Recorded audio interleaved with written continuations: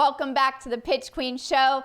I am your host, Michelle, and are you ever completely terrified or stressed out by the thought of selling what you have to offer? Well, guess what? You're not alone and you're in the right place. And I say it all the time, as entrepreneurs and small business owners, you have signed up for a 24/7 sales career. In this video today, I am sharing the 5 steps to a successful sales conversation that I use every day so you can increase your sales, increase your conversions,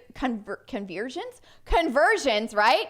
Come on, Michelle. I've only done, 5 cups of coffee today. Just kidding. Take that stress out of selling for good because I don't want it to be stressful and it doesn't have to be stressful. Make sure to stay to the end though, okay? Step number 5 is super duper uber importante. It's actually one of the ones that people forget the most all the time. And I'm like, hello, you did all this work. What about the last step? So stay to the end.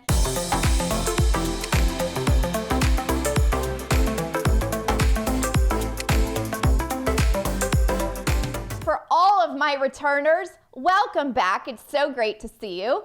And for those of you that are newbies, this is the Pitch Queen Show where I share my best tips on what it takes to increase sales, how to have the most successful business that you could have. And I've had like 20 years of experience, so I definitely know what I'm talking about. I've sold homes, paleo meatballs, mortgages, tax plans, you name it. I've pretty much done it. I even worked at Nordstrom for a little bit. So if you're new here, make sure to hit that subscribe button because that's how you get notified of me and the new videos. I do about one every other week or so, okay? So stay tuned. All right, let's get into it. The 5 steps to a successful sales conversation, right? You want to know what it is? Step 1, problem solve. Let me tell you, as a business owner, entrepreneur, whatever you call yourself, you are a problem solver. You're not here to sell anything. You're not here to do anything else. You're just here to solve people's problems. That's it. People have problems and you're going to have to offer them a solution in the form of a what? Product or service. That's pretty much your only options. They're not buying a product or service. They're actually buying a solution to their problem. But your solution is a product or a service. Make sense? We do need to figure out what the problem is with our clients. So whatever you're selling, doesn't matter. Make sure that you think about that person that you're working with. Who do they want to work with? What is their problem? Think about questions that you want to ask them to get to the root cause of that problem. Because what solution they're seeking is actually the solution to a problem. What is the ultimate reason, maybe why they want to get rid of that problem or pain? That's the questions you'd want to come up with, all right? What problem do you solve for your clients? I want to know about them. So I'm going to give you an example of this sales conversation so it makes a little bit more sense. So for me, I help accountants, okay? I know that accountants work way too much. They're a little bit on the stressed out side. They don't have good work-life balance. They make a lot of money between January and April, and then their revenue's flat. And what I do is I help them have powerful sales conversations by going super in depth of what we're talking about here.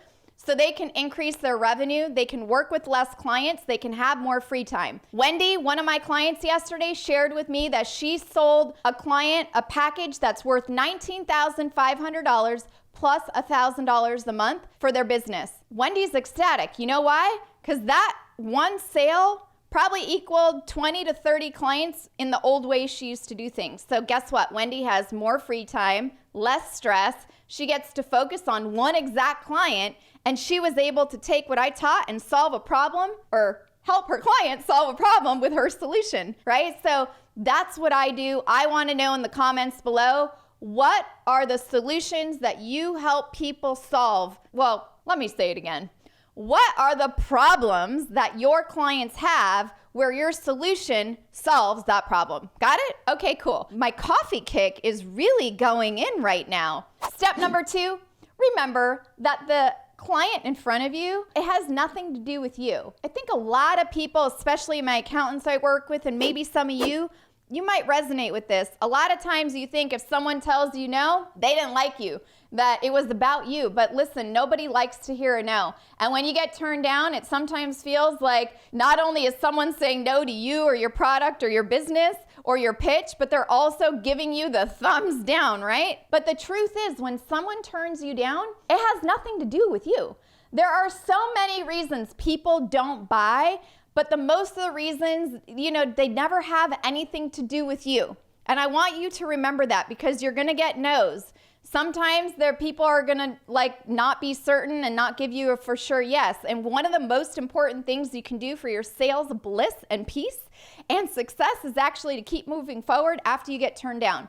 Last week alone, I had 5 people ignore me, tell me no, etc. They probably have a lot going on in their life and they're a little stressed out. So probably to even work with me isn't a good time. So I'm grateful that they told me no by not responding to me. So again, it's how you frame it in your mind, right? Detaching from the outcome is actually one of the really important things to move forward in a sale. And I talk a lot about this with my accountants, because if they have a meeting, let me give you an example. This happened Thursday with John. I was working with John, one of my clients, to sell a tax plan. At the end, the client said, I need to talk to my wife tonight. They were on the phone together. However, that night, they said they were gonna call John back in the morning to discuss when they're gonna start working together. Well, John didn't hear from him. They went MIA. You know what?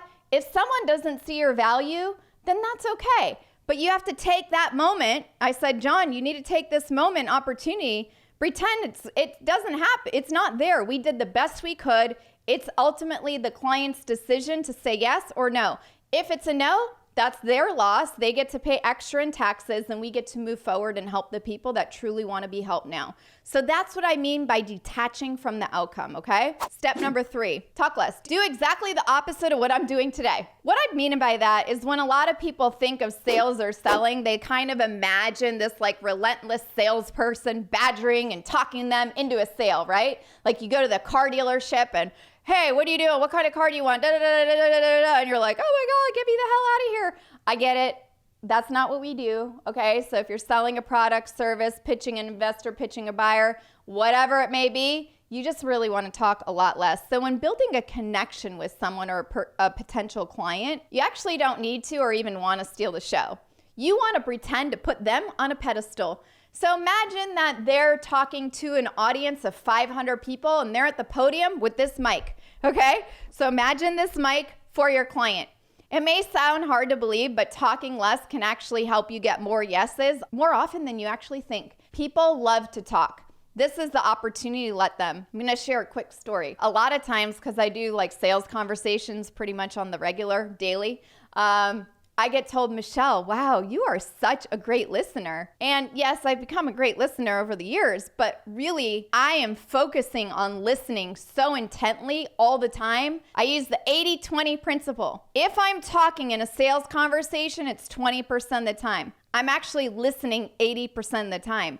It's really important because the people feel heard. So just think of this mic as if this were your client and you're putting them on a pedestal and they get to present to the world.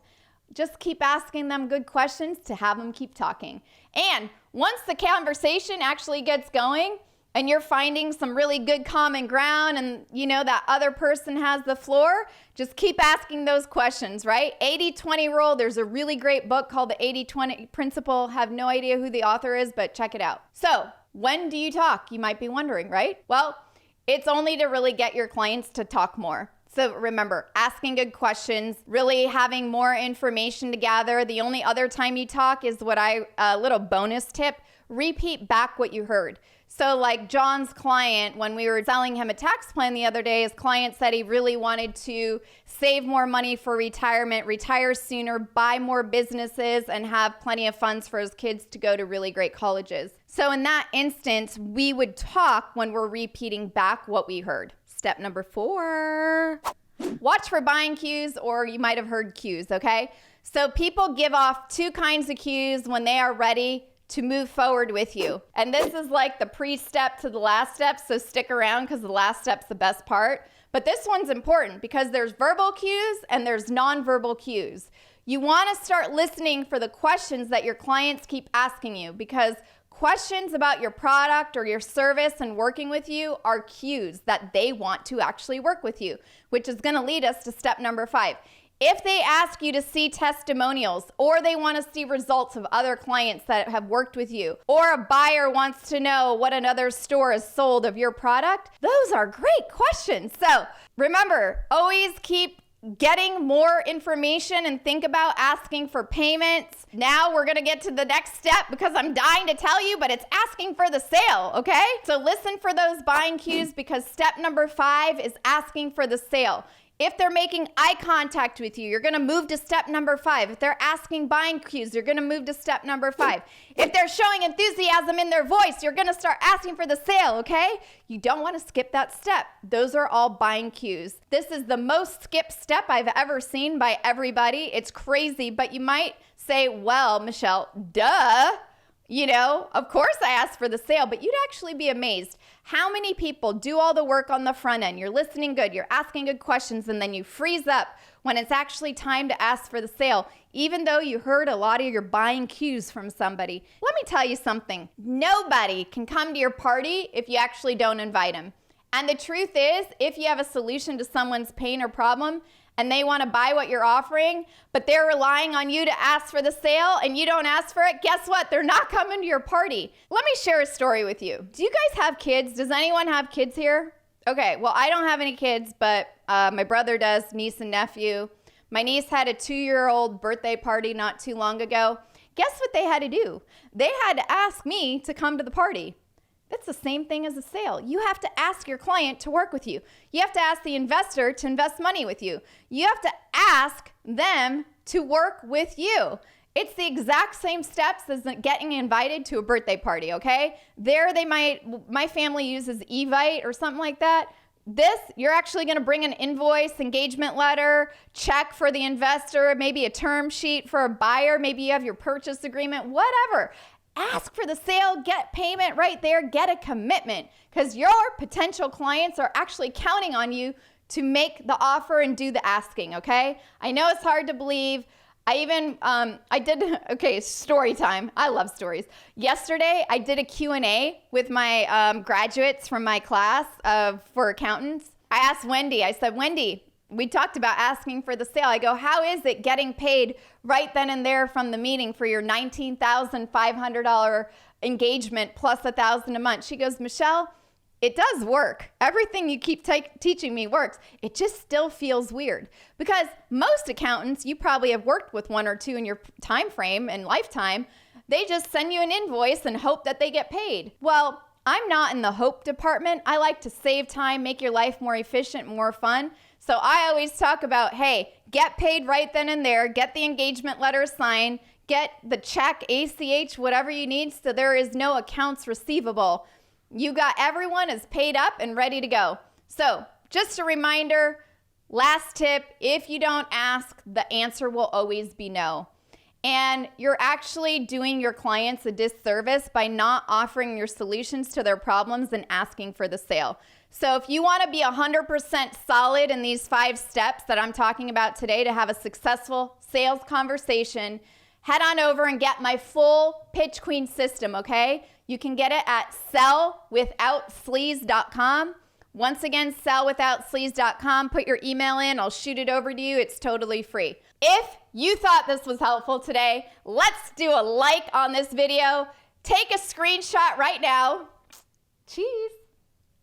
And share it with some friends because I know this will really help you in growing your businesses because when you start asking people to come to your party, which is your business, success is inevitable. So thank you so much for watching with me, watching me, being here with me on the Pitch Queen show today. It was always an honor to be here. I actually have a lot of fun doing this, if you couldn't tell. If there is a topic that you want to learn about, put in the comments below or shoot over an email to hello@thepitchqueen.com. Thanks so much for being here. I'll see you in the next video.